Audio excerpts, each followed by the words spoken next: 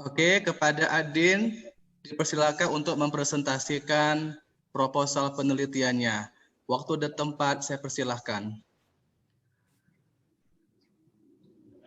Assalamualaikum warahmatullahi wabarakatuh. Perkenalkan nama saya Adin Khairi Syotang dari kelas 11 Avicenna. Di sini saya akan mempresentasikan riset saya yang berjudul Potensi Sampah Organik sebagai Bahan Penghasil Energi Listrik Alternatif. Adapun pembimbing satu saya yaitu Bu Rida Ishanur SPD dan pembimbing dua saya Bu Debi Khairani Harahap SPD.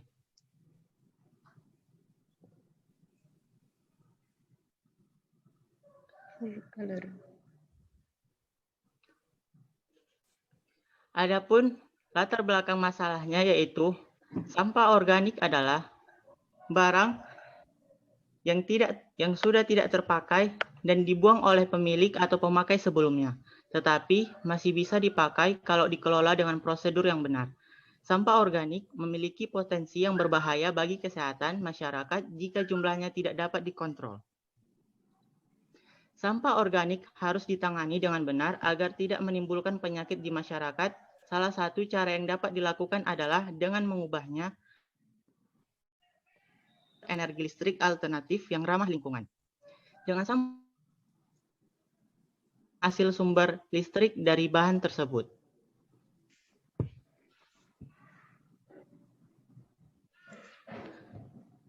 Adapun identifikasi masalah yaitu pertama, sampah organik mendominasi komposisi sampah yang ada di Indonesia tiap tahunnya.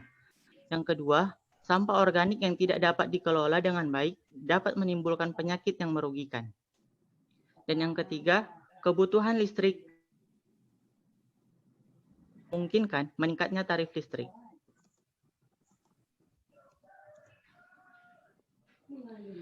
Adapun batasan masalah yaitu yang pertama, subjek dari penelitian ini adalah sampah organik seperti sampah sayuran busuk dan sampah buah busuk. Yang kedua, objek dari penelitian ini adalah sampah organik terhadap potensi penghasil energi listrik. Yang ketiga, parameter yang diuji di dalam penelitian ini meliputi kadar listrik yang dihasilkan oleh sampah organik. Yang keempat, jenis mikroorganisme yang digunakan untuk pembusukan sampah organik yaitu ragi.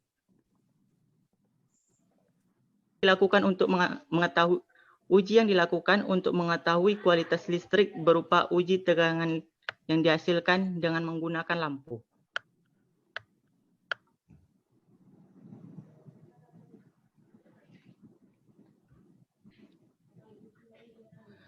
Adapun rumusan masalah dalam penelitian ini adalah 1. Bagaimana karakteristik sampah organik yang dibutuhkan untuk menghasilkan energi listrik. Yang kedua, berapa konsentrasi optimum ragi untuk menghasilkan pembusukan yang efektif pada saat. Bagaimana uji kualitas listrik atau uji tegangan terhadap sampah organik yang telah diberi perlakuan khusus.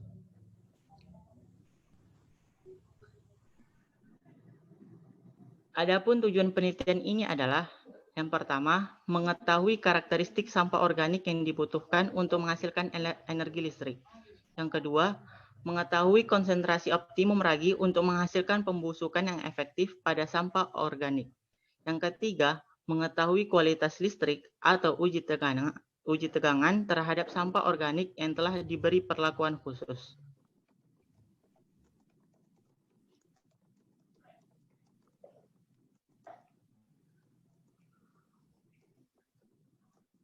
Adapun manfaat penelitian ini adalah yang pertama, memberikan manfaat bagi masyarakat dalam mengembangkan penghasil energi listrik alternatif. Yang kedua, meningkatkan inovasi dan kreativitas dalam membuat sebuah produk unggulan yang berpeluang menghasilkan pendapatan. Yang ketiga, menambah wawasan dan khasanah pengetahuan dan penelitian mengenai potensi sampah organik sebagai penghasil energi listrik alternatif. Yang keempat, mengetahui strategi dan cara yang efektif dalam mengatasi kelangkaan energi.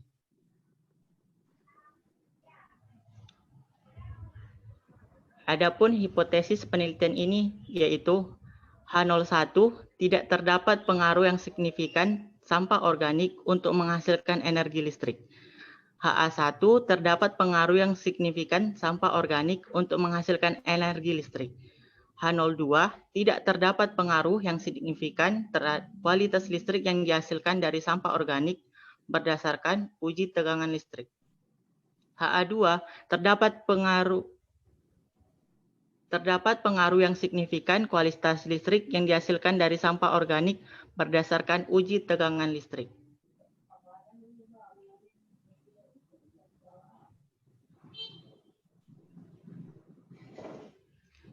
Adapun prosedur penelitian ini adalah yang pertama, tahap pertama pembuatan limbah cair buatan menggunakan sampah organik yang dipadukan oleh ragi. Pembuatan limbah ini menggunakan perbandingan 5:1, yakni sampah organik dengan ragi.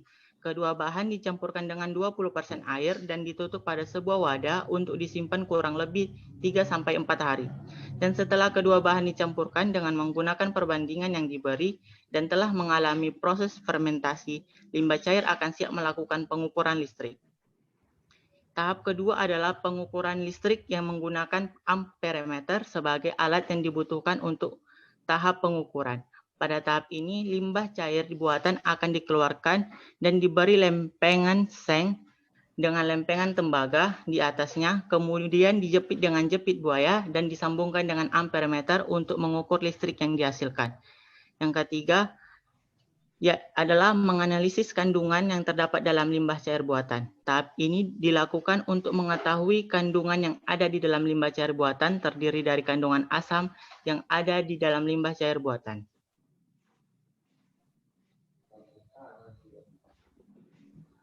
Sekian persentase dari riset saya. Terima kasih. Assalamualaikum warahmatullahi wabarakatuh. Waalaikumsalam. Waalaikumsalam warahmatullahi wabarakatuh. Terima kasih kepada Adin yang sudah mempresentasikan proposal penelitiannya. Langsung saja saya akan memberikan kesempatan kepada penguji pertama, yaitu Ibu Anggi Cayadeli MPD, untuk memberikan masukan, saran, pernyataan, ataupun pertanyaan kepada Adin. Ya, kepada Ibu Anggi dipersilakan. Oke. Pak Jemi, izinkan saya record ya. Oke, Bu.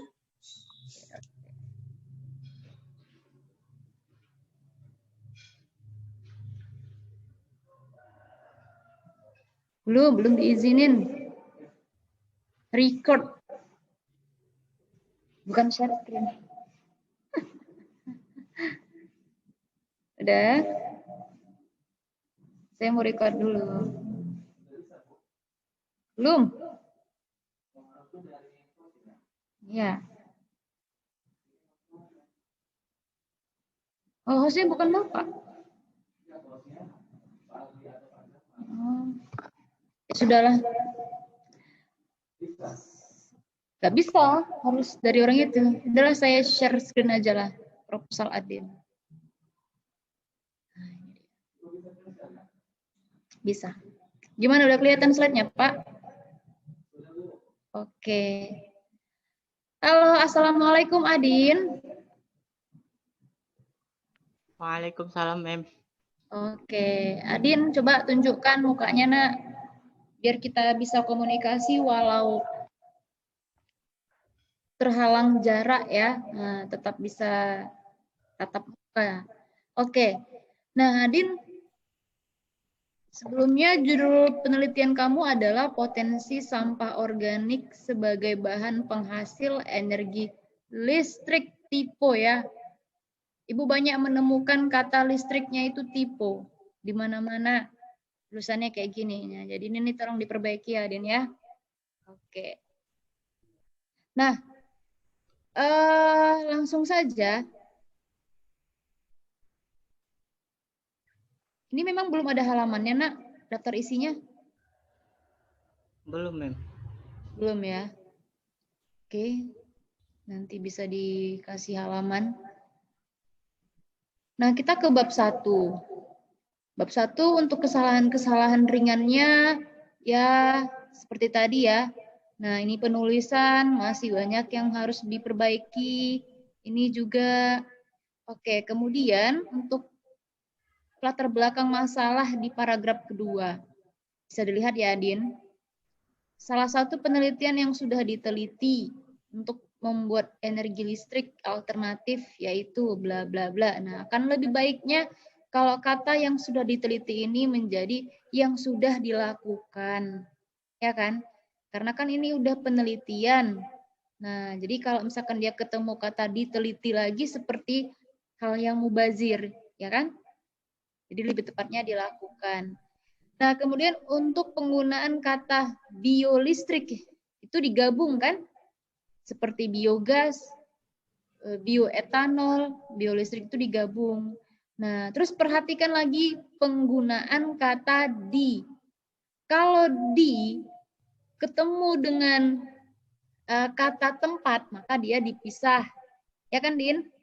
Nah, kalau dia ketemu kata kerja, maka digabung. Di segala ini seharusnya dipisah atau digabung? Segala, di segala lapisan masyarakat. Oke. Itu kata tempat atau kata kerja?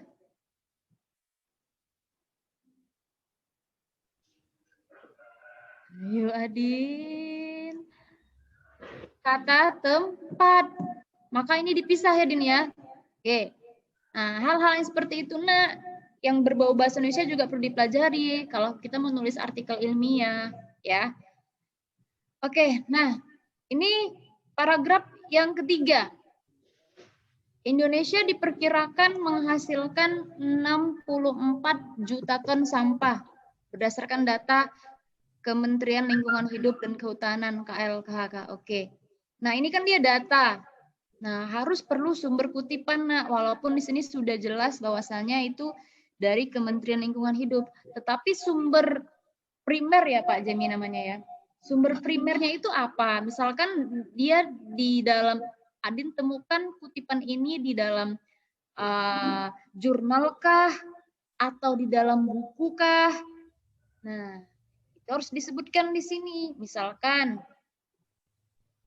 jurnalnya apa? Kemenristek Dikti, setahun sekian-sekian. Oke, gitu. Paham ya, Din ya? Paham, Mem. Oke, kutipan perlu. Jadi, hal yang Ibu sudah baca di bab 1 kamu ini, ya, bab 1-nya itu sudah runtun. Kenapa? Karena sesuai dengan judulnya, yaitu potensi energi listrik, apa tadi, potensi sampah organik untuk menghasilkan sumber energi listrik alternatif, ya. Di sini udah diceritakan mengenai listrik dulu. Oke, dia dibahas listrik per kWh di Indonesia meningkat, lalu runut lanjut ke, nah tetapi dibutuhkan suatu alternatif ya. Nah, yaitu dengan sampah organik. Kenapa harus sampah organik? Karena sampah organik itu banyak di Indonesia ditemukan, tidak dimanfaatkan. Nah, lalu di sini sudah ada data mengenai limbah sampah organik Indonesia itu sudah berapa. Dan terakhir ada di sini penawaran mengenai akan dipakainya lah sampah organik itu sebagai alternatif listrik. Jadi Ibu rasa bab 1-nya udah bagus secara paragraf demi paragraf. Nah, itu yang Ibu salut dari kamu ya. Nah, tapi di sini kalau perlu ditambahkan lagi, Nak, ya silahkan ditambahkan supaya tidak terlalu sedikit ya, Din ya.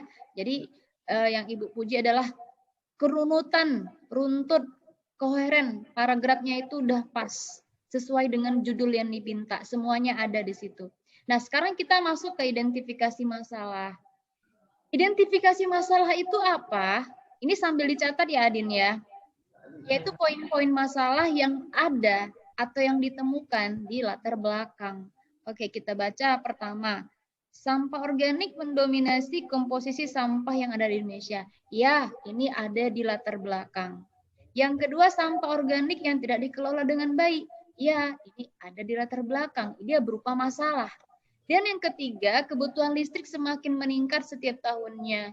Oke, ini juga merupakan suatu masalah. Dan tiga-tiganya ada di latar belakang. Jadi sudah bagus ya. Nah, sekarang kita masuk ke batasan. Batasan itu adalah skop yang diteliti. Oke. Pertama di sini kamu bahas dari subjek. Subjeknya apa? Yaitu sampah organik, ya. Objeknya apa? Yaitu sampah organik terhadap potensi penghasil energi listrik. Parameter jenis mikroorganisme. Oke. Nah, oke, sekarang kita masuk ke rumusan masalah. Nah, biasanya ya, rumusan masalah ini sangat berhubungan dengan apa? Dengan di bab 3 dengan hipotesis terutama ya. Oke. Di batasan masalah kamu kan udah menguraikan nih subjeknya ini, parameternya ini, jenis mikroorganismenya ini, ujinya yang dilakukan adalah uji tegangan. Oke. Sudah dijelaskan. Nah, untuk rumusan masalah poin 1, bagaimana karakteristik sampah limbah organik yang dibutuhkan untuk menghasilkan energi listrik? Tidak ada masalah. Ya, rumusan masalah ini nanti bisa kamu jawab dengan deskripsi saja. Ya kan, Adin? Namun yang poin nomor 2, berapa konsentrasi optimum? Oke ya. Berapa konsentrasi optimum ragi yang dihasilkan untuk pembusukan sampah organik? Nah, kalau dikatakan optimum berarti ada konsentrasi ragi yang lain ya, Adin ya. Nah, konsentrasi ragi yang lain, misalkan raginya sekian persen, oke. Nah, itu kan berarti harus ada di mana? Di bab 3. Ya kan? Oke, nanti akan kita lanjut ke bab 3. Yang pasti di sini kamu menghitung berapa konsentrasi optimum ragi, tetapi tidak ada ibu temukan di bab 3. Jadi rumusan masalah poin 2 ini masih dipertanyakan mau dilakukan atau tidak. Kenapa? Karena tidak ada di bab 3. Oke. Nah, nanti akan langsung kita hubungkan ke bab 3-nya. Oke, sekarang bab 2 tidak ada masalah ya. Oke, bab 2 perhatikan. Nah, sebelum pertamanya kan kamu bercerita mengenai sampah, lalu ke energi listrik, terus ke ragi. Nah, akan lebih baiknya sebelum membahas ragi, kamu tambahkan dulu wacana mengenai alternatif energi listrik. Jadi nanti salah satunya adalah ragi. Nah, jadi dia ada pengantarnya di situ, nggak langsung ke ragi. Jadi nanti kan orang sebagai pembaca ya, misalkan dia langsung membaca bab 2 energi listrik, ragi apa hubungannya? Nah, pasti ada pengantarnya dulu gitu. Nah, paham? Amin. Ya. Oke. Nah, kemudian karena ragi di sini merupakan proses fermentasi, otomatis ada reaksi kimia. Ya kan? Nah, jadi perlunya jadi Ibu tekankan perlunya membuat reaksi kimia pada reaksi fermentasi ragi. Nah, itu harus kamu buatkan di artikel kamu, Nak. Ya, bisa ya, Din ya? Oke. Nah, kemudian kita lanjut. Karena di sini Ibu baca ragi akan menghasilkan CO2. Oke, maka itu reaksi kimia harus dibuat. Oke, sekarang kita langsung masuk ke bab 3. Nah, di sini yang agak banyak kacau di bab 3. Oke, di bab 3 variabel bebas yang digunakan adalah sampah organik dan variabel terikatnya adalah kadar air serta ragi. Kamu tahu bedanya antara variabel bebas dengan variabel terikat? Nah, coba jelaskan dulu Adin, apa beda variabel bebas dan variabel terikat?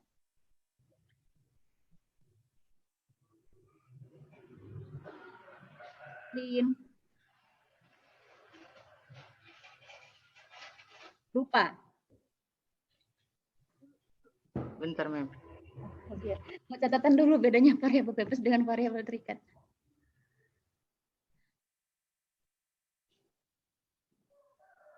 Oke, untuk menghemat waktu.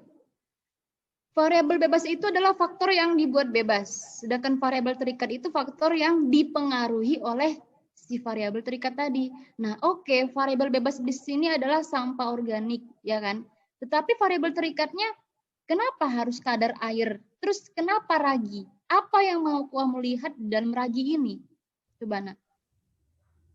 Variabel terikat itu kan artinya apa? Apa yang mau kita ukur dan apa yang mau kita lihat.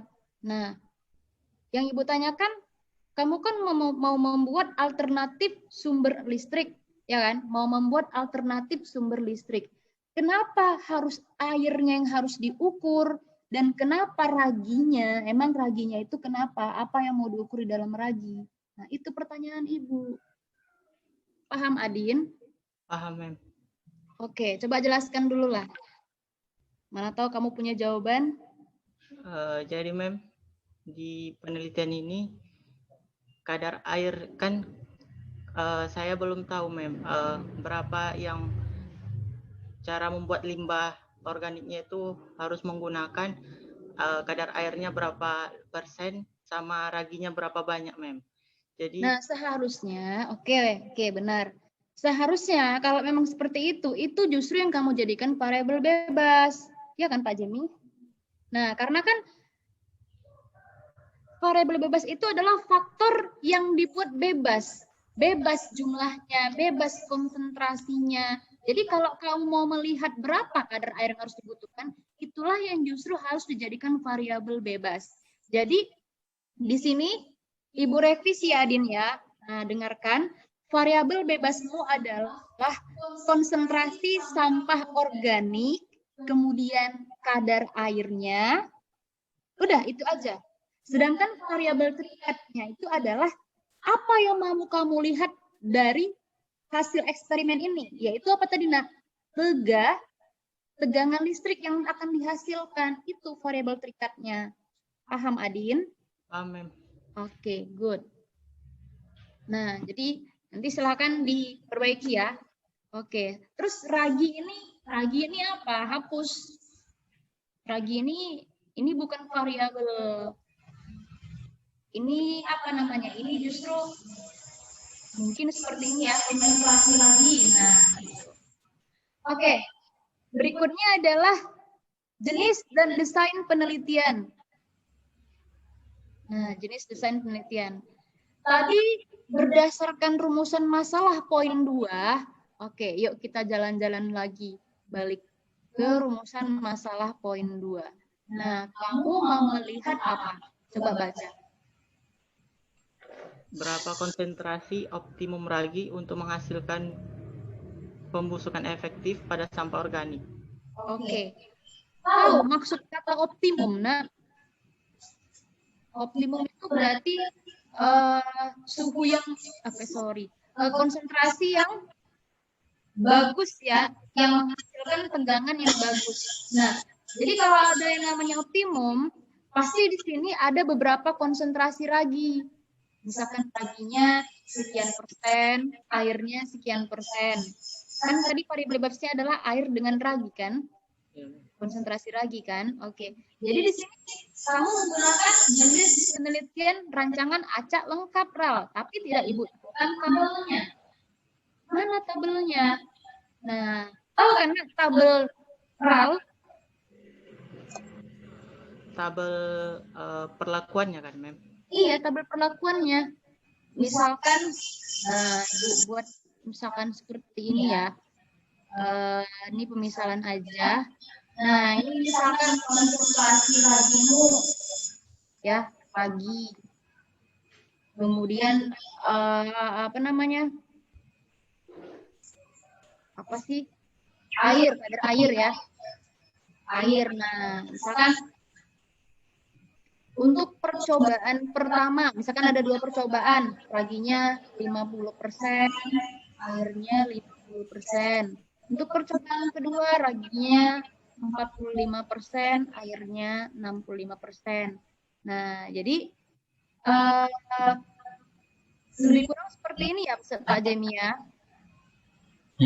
Nah, jadi artinya, nak, kamu melakukan percobaan itu ada beberapa kali. Nah, seperti ini. Berarti kamu melakukan percobaan 2 kali kan? Ini hanya contoh ya, biar Ibu tambahkan lagi. Nah, di sini. Nah, ini adalah perlakuan. Oke, perlakuan pertama, perlakuan kedua. Oke, jadi ada 2 perlakuan. Nah, ini kan terlalu sedikit nih. Jadi kalau RAL itu misalkan ada 3 kali 3. Oke, 2 kali 3. Nanti kamu carilah kita di proposal-proposal yang menggunakan rancangan acak lengkap atau RAL ini. Ya bisa ya, Din ya. Karena ini sangat berpengaruh ke rumusan masalahmu. Kamu harus memasukkan ini berbagai variasi konsentrasi. Nah, jadi di sini Ibu tambahkan variabel bebasnya adalah variasi konsentrasi dari ragi dan kadar air.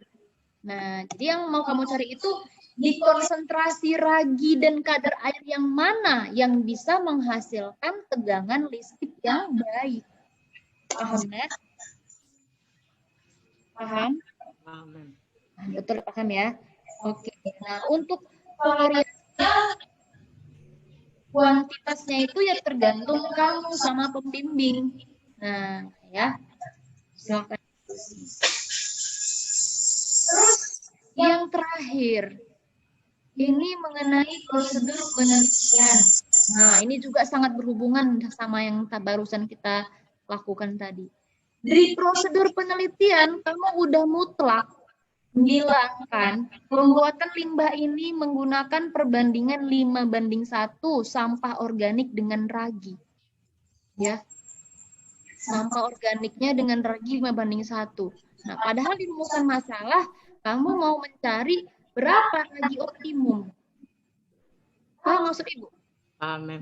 Jadi di sini maksudnya apa? Kalau memang udah ditentukan sekian, berarti rumusan masalah tadi tidak perlu.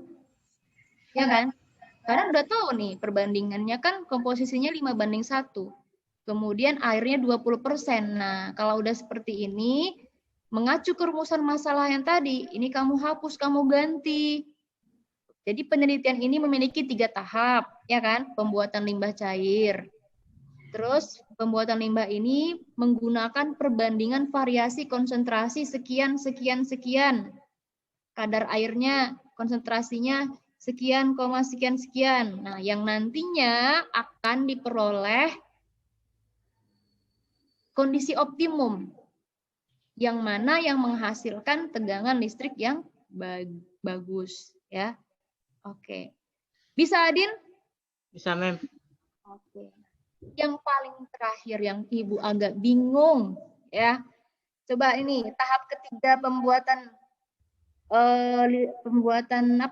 alternatif listrik sampah organik kamu adalah dengan mengetahui kandungan limbah cair buatan seperti kandungan asam dalam limbah cair buatan. Kenapa harus kandungan asam yang kamu analisis? Apa kontribusi asam terhadap energi listrik? Coba silakan jawab, Adin. Baik, Mem. Setahu saya, Mem, kalau makin tinggi kandungan asam yang yang terdapat dalam bahan tersebut, maka energi atau listrik yang dihasilkan makin besar, Mem. Makin asam limbahnya, berarti energi listrik yang dihasilkan semakin besar. Iya, Mem. Ya, itu kamu dapat teori dari mana? Dari kayak kemarin, Mem, kayak lemon itu, Mem, kayak bisa menghasilkan energi listrik, Mem. Ya, betul ya. Itu namanya adalah larutan elektrolit dan non-elektrolit.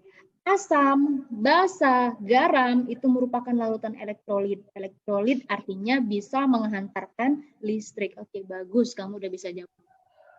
Oke, tidak ada masalah lagi. Nah, untuk daftar pustaka, ya, Ibu agak males ngoreksinya. Mungkin nanti dikoreksi oleh Ibu Fitri ya. Apakah sudah sesuai dengan isi proposal. Yang pasti kamu walaupun nggak Ibu cek di sini, Nak, kamu cek lagi nanti, Adin ya. Apakah sudah linear sesuai yang ada di daftar pustaka sama di proposal. Oke, itu saja, Adin. Kira-kira ada yang mau kamu tanyakan lagi ke Ibu?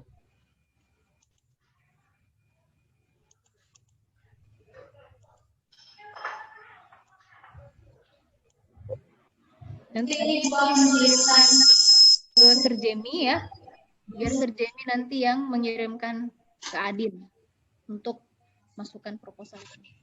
Oke, Adin, ada yang mau ditanyakan? Nggak ada, Mem. Udah pas? Sudah, Mem. Oke, udah paham ya. Oke, Pak Jimmy, saya kembalikan. Baik, terima kasih kepada Ibu Anggi yang sudah memberikan masukan dan saran kepada Adin. Semoga Adin bisa memperbaiki isi proposalnya sesuai masukan dari penguji pertama tadi ya. Nah, selanjutnya kita akan memberikan kesempatan kepada Ibu Fitri sebagai penguji kedua untuk memberikan masukan dan saran kepada Adin. Ya, kepada Ibu Fitri dipersilahkan. Udah ada, Fitri. Ibu Fitri sudah bergabung di Zoom. Ibu Fitri. Ibu Fitri biasanya di perpustakaan ini. Nah, sudah muncul. Oke, akhirnya ya. Oke, silakan Bu Fitri sebagai penguji kedua untuk memberikan masukan dan saran kepada Adin. Kepada Ibu Fitri dipersilahkan. Oke. Bentar ini. Ya, sudah jelas sekali ya revisi yang telah diberikan oleh Bu Anggi. Nah, Ibu cuma menambahkan sedikit aja ya, Din. Sedikit aja, mungkin cuma tentang daftar pustaka.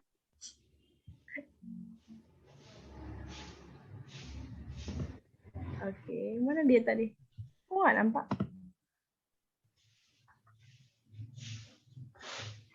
Nah, pertama tadi sudah dijelaskan, di bab 1 dulu ya, sudah dijelaskan sama Bu Anggi tentang identifikasi masalah. Nah, jadi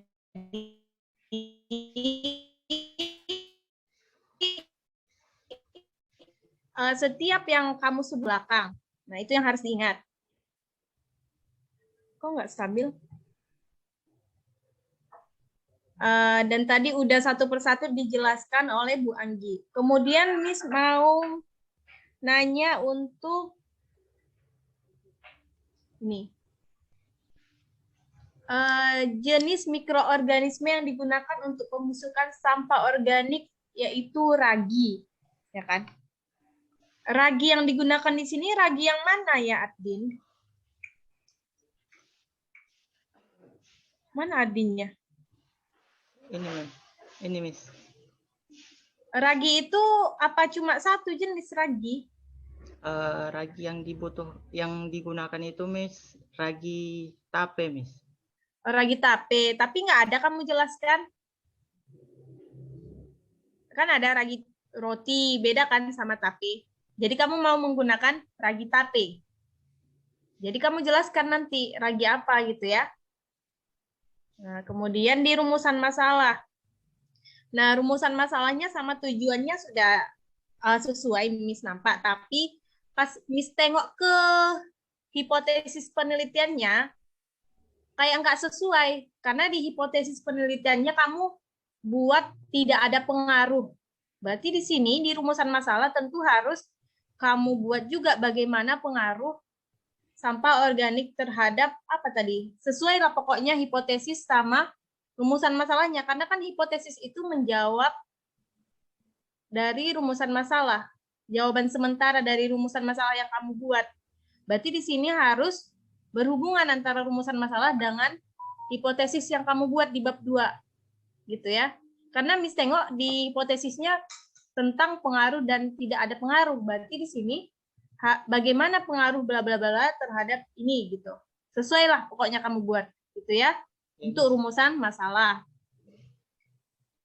Dan nanti pun di tujuan ini harus sesuai juga sama rumusan masalah. Apa yang kamu buat di rumusan masalah harus sesuai sama tujuan penelitian.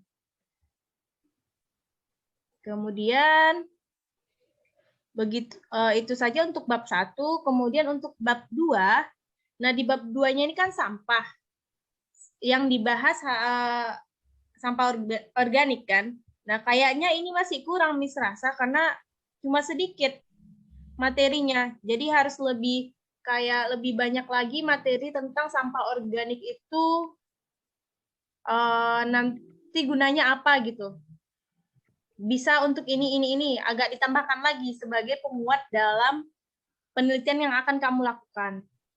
Gitu. Kemudian di sini kan ada data nih kamu buat. Ini sebelum ada gambar data di bab 2. Nampak kan komposisi sampah di Indonesia berdasarkan jenis yang itu? Di bab 2 kamu ada itu. Bentar, Miss. Bentar. Atau di screen. Nggak usah ya. Di bab 2, udah lihat bab 2 tentang gambar sampah, habis itu ada di situ data. Gambar tabel itu, Miss. Tabel? Bukan tabel, yang sumber Kementerian Lingkungan Hidup dan Kehutanan. Iya, Miss. Nampak? Nampak, Miss. Nah, ini kan sebelum tabel, harusnya ada kalimat pengantar gitu. Berikut adalah tabel bla bla bla. Berikut adalah apa namanya tabel ya? Grafik. Grafik bla bla bla bla. Dan sumbernya dari mana? Nah, kemudian ini kan grafik ini kita nggak tahu ini tahun berapa. Jangan-jangan ini tahun 2010 tahun yang lalu. 2000 berapa tahun yang lalu? 20 tahun yang lalu. Kan nggak tahu kita ini komposisi sampah di Indonesia berdasarkan jenis ini tahun berapa. Jadi harus kamu buat. Kalau bisa, memang tahunnya itu yang update lah. Jangan ini datanya tahun 2000, tapi kamu menelitinya di 2021. Udah lama kali kan? Jadi kalau bisa setahun yang lalu datanya. Oke? Itu Ya, dia. Dan sebelum ini harus dibuat kalimat pengantar. Berikut merupakan komposisi sampah di Indonesia berdasarkan jenis pada tahun. Gitu.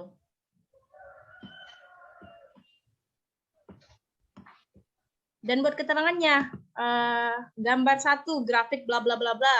Baru sumber Kementerian Lingkungan Hidup tahun. Udah, energi listrik.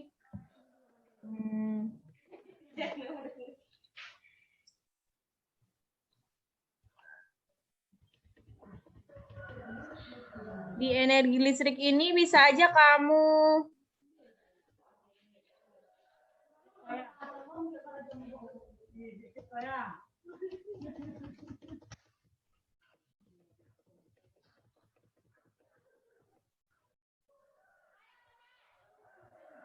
enggak deh. Sama yang digambar juga kalimat pengantarnya ya. Nah, kemudian di ragi. Ragi di sini kan belum kamu jelaskan. Di sini Miss tengok ada ragi adonan kue, penjelasan ragi untuk adonan kue, padahal yang kamu bahas kan bukan roti di sini. Tapi kamu mau bahas penggunaan ragi itu untuk meningkatkan keasaman pada sampah itu kan. Nah, coba cari materi tentang ragi yang berhubungan ke situ. Jangan ke adonan roti, karena kan nggak ada membahas tentang roti sama sekali kita di sini. Oke? Baik, Miss. Kemudian penelitian yang relevan. Nah, contoh yang kamu buat di sini tentang ikan, ya kan? Yang ikan. Kemudian kan ada lagi contoh yang relevan yang pernah dibuat dari lemon. Ada nggak penelitian tentang itu? Itu kan berhubungan dengan keasaman, karena kamu di sini untuk meningkatkan keasaman pada sampah. Bisa juga kamu masukkan itu tentang penelitian energi listrik dari lemon, karena kan ada hubungannya dengan keasaman-asaman gitu. Nah.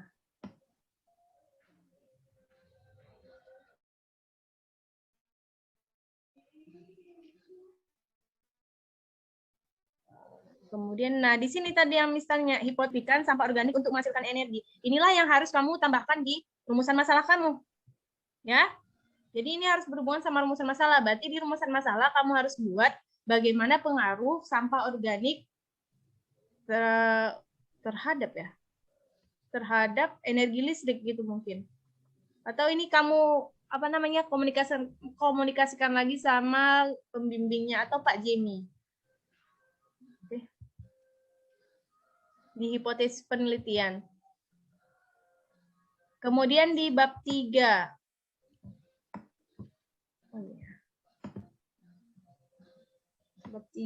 Bab 3 kayaknya tadi udah dibabat sama Bu Anggi.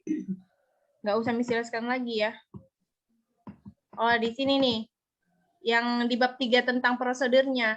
Jangan lupa untuk menjelaskan bahwa raginya adalah ragi tape, kemudian tadi percobaannya jangan cuma 1 kali, atau buat konsentrasi yang berbeda-beda, jelaskan di sini.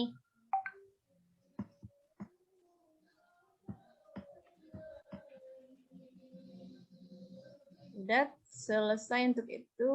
Ini juga udah. Kemudian daftar pustaka yang terakhir nih. Daftar pustaka ini, kamu di sini Miss tengok belum tersusun secara abjad. Jadi untuk pembuatan daftar pustaka harusnya dimulai yang dari abjad dulu. Kan kamu mulai di sini dari Nur dulu, Nur Toyib. Padahal di bawahnya masih ada huruf A. Jadi urutkan dari abjad. Kemudian yang kamu buat di bab 1, bab 2, bab 3 kan itu ada namanya catatan kaki.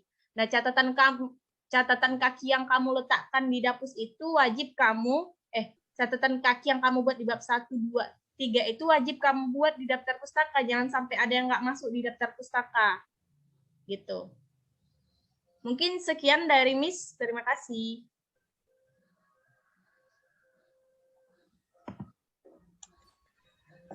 Baik, terima kasih kepada Ibu Fitri sebagai penguji kedua yang telah menyampaikan masukan dan saran kepada Adin. Semoga Adin bisa memperbaiki isi proposalnya sesuai masukan dari penguji tadi dan juga segera mendiskusikan atau mengkonsultasikan hasil revisi proposalnya kepada pembimbing 1 dan 2. Adin ya?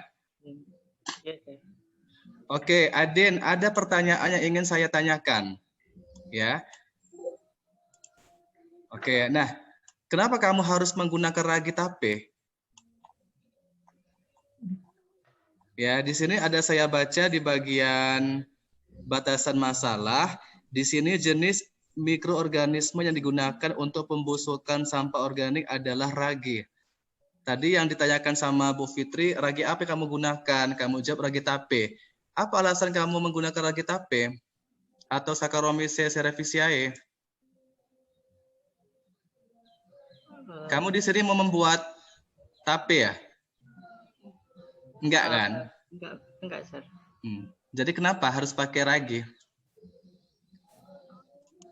Saya pernah, Sir, kayak lihat penelitian yang buat pelepah pisang di blender, dihancur-hancurkan, terus dicampur kayak untuk memfermentasikannya, Sir. Baru ternyata bisa menghasilkan listrik. Jadi saya, Sir, menggunakan ragi, Sir. Jadi kayak meniru konsep dari pelepah pisang yang dihasilkan yang dibuat penelitian sebelumnya, Sir. Jadi saya gabungkan dengan sampah organik yang dihancurkan terus difermentasikan. Terus apakah bisa menghasilkan energi listrik juga, Sir? Tahu dia jawaban yang penting, dia tahu jawaban. Oke, nah jadi sampah organik yang kamu gunakan ini berapa banyak?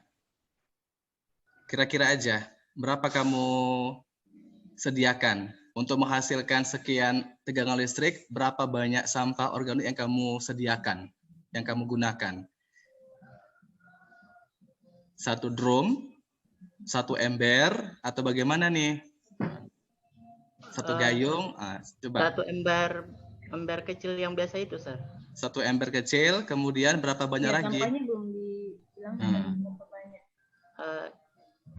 Ayo. Kalau kamu gunakan ragi tape, itu berapa banyaklah ragi tape yang kamu campurkan kepada sampah tersebut agar bisa menghasilkan tegangan listrik yang optimum tadi ya? Karena nanti bisa jadi dia bukan alternatif lagi yang lebih murah. Bisa jadi harganya lebih mahal. Tidak efisien dari segi harga kan, karena raginya banyak. Betul. Iya. Nggak dijelaskan ya berapa banyak tadi. Berapa banyak sampahnya yang kamu butuhkan sampah organiknya. Benar, Bu Fitri.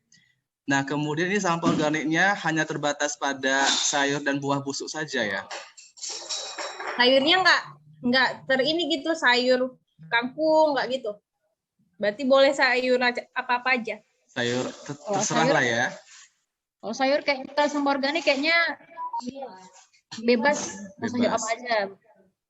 Buah apa Tetapi Aden, tadi saya baru aja ngecek jurnal nasional tentang energi alternatif. Itu yang paling banyak menghasilkan listrik adalah eceng gondok. Eceng gondok coba ya. Nah, apalagi kan itu sebagai salah satu bahan ini ya, bahan pencemar ya, yang bisa menimbulkan blooming alga atau eutrofikasi. Jadi kalau di kampung kamu banyak eceng gondok, itu bagus kamu ambil, kemudian kamu campurkan ke dalam ke dalam zat tadi untuk bisa menghasilkan energi alternatif ya. Nah, itu bisa pengganti buah-buahan atau sayuran yang mungkin terbatas di tempat tinggal kamu di tempat tinggal kamu sebagai ini sampah domestik ya. Kalau bisa pakai ini aja, eceng gondok. Kemudian yang masih saya bingung adalah kenapa harus menggunakan ragi ya?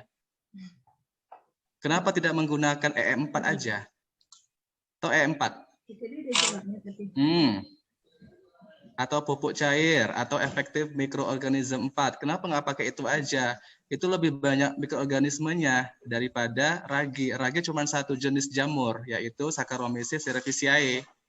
Tapi kalau E4 itu banyak sekali. Ada 4 jenis mikroorganisme yang efektif dalam proses pembusukan. Nah, ya kan? Nah, cobalah kamu diskusikan lagi dengan guru pembimbingnya kan. Kebetulan juga Bu Rida dengan Bu Dewi itu guru biologi. Mereka paham tentang reaksi pembusukan, fermentasi kan. Nah, kamu tanya aja, Bu, kira-kira kalau saya ganti subjeknya ragi itu dengan E4 bagaimana ya? Gitu. Atau nggak usah pakai itu, kan bisa aja sih. Yang penting kamu busukkan aja. Semakin busuk kan dia semakin banyak menghasilkan asam kan. Ya nggak sih? Coba dulu kamu pikirkan. Iya, Sir. Atau, coba silakan dijawab. Kalau menurut saya, Sir, makin busuk itu makin kemungkinan besar menghasilkan asam yang lebih, Sir. Kalau menggunakan PM4.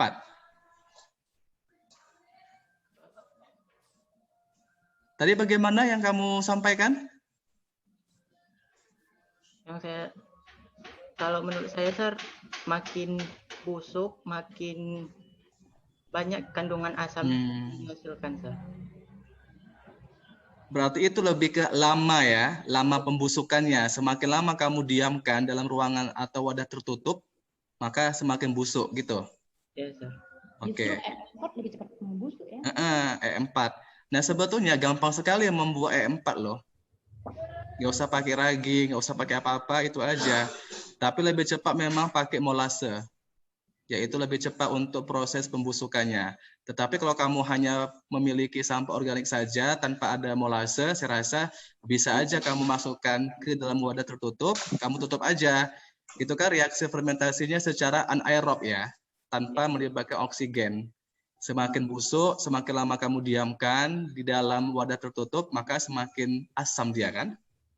Nah, Bapak rasa kamu hapus aja ragi ini karena agak janggal menurut saya ya. Jadi diganti sama? Diganti dengan E4 aja. E4 itu pupuk cair sebenarnya. Itu artinya sampah organik yang didiamkan. E4. Menjadi cair. Jadi ada pupuk padat atau pupuk solid, ada pupuk cair atau liquid. Nah, seperti itu. Jadi pupuk cair itu dia asam. Asam dia. Dan tidak semua tumbuhan itu bisa kita berikan pupuk cair. Dia bisa mati, ya kan? Bisa daunnya mati, bisa batangnya atau dia daunnya mengalami klorosis karena dia terlalu asam. Jadi mungkin ada beberapa spesies tumbuhan atau tanaman yang hanya bisa diberikan pupuk padat atau pupuk kimiawi yang berbentuk padat atau solid ya. Tetapi ada juga sih beberapa tanaman yang tahan atau resisten terhadap pupuk cair yang pH-nya asam ya. Oke. Nah, kemudian juga untuk subjeknya saya rasa jangan terbatas pada buah sama sayur aja ya, Adin. Artinya sampah yang bisa terurai lah gitu. Mau eceng gondok, mau apapun itu ya, daun-daunan ya. Karena di sini kesannya kalau kamu hanya membatasi pada buah dan sayur aja, itu terbatas sekali. Berapa banyak buah sama sayur yang kamu kumpulkan nanti, ya kan? Kalau kamu tinggal di industri atau di tempat yang misalnya kayak di Paja atau di pasar buah-buah atau sayuran, mungkin bisalah kamu ambil ya. Kamu minta sama pedagangnya. Tetapi kalau kamu tinggal di rumah yang memang jauh dari pusat industri atau perdagangan, mungkin kamu kesulitan untuk bisa memperoleh sampah tersebut, ya kan? Yes, sir. Tetapi kalau kamu tinggal di sekolah, di dapur itu banyak kan sampah-sampah organik. Bisa kamu minta sama umi dapurnya untuk bikin sampah organik, ya kan? Nah, itu boleh kamu batasi pada buah sama sayur. Tetapi kalau kamu sekarang posisinya masih di rumah dan mungkin susah untuk mendapatkan sumber dayanya atau spesimennya, maka kamu bisa ganti aja dengan bahan-bahan yang mudah diperoleh. Nah, saya rasa kalau eceng gondok itu banyak di rumah ya, di sungai. Banyak. Kamu tinggal di mana, Adin? Kalau di sekitar rumah, sir, jarang, sir, ada eceng gondok, sir. Oh, jarang ya. Tapi kalau dicari mungkin ada tuh ya.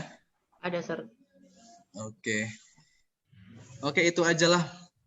Maksudnya Bapak juga penasaran tadi dengan ragi ya, karena agak sedikit menggelitik gitu. Kamu sebetulnya mau bikin kue, bikin tape atau bikin sampah organik nih? Kenapa harus pakai ragi kan? Gitu. Oke ya? Yes, sir.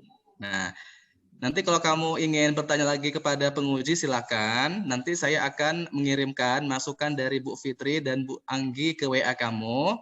Kemudian kamu perbaiki proposal kamu sesuai masukan dari penguji tersebut dan harus kamu diskusikan kepada pembimbing ya. Kemudian untuk update-nya itu harus kamu sampaikan kepada saya. Misalnya berapa kali kamu bimbingan, berapa kali kamu direspon oleh pembimbing gitu ya. Jadi agar saya bisa memantau terus perkembangan penelitian kamu ya. Yes, sir. Oke, itu saja masukan dari saya. Terima kasih atas partisipasinya. Oke, sebelum kita tutup, apakah ada sepatah dua patah kata dari kamu sebagai peserta Sempro?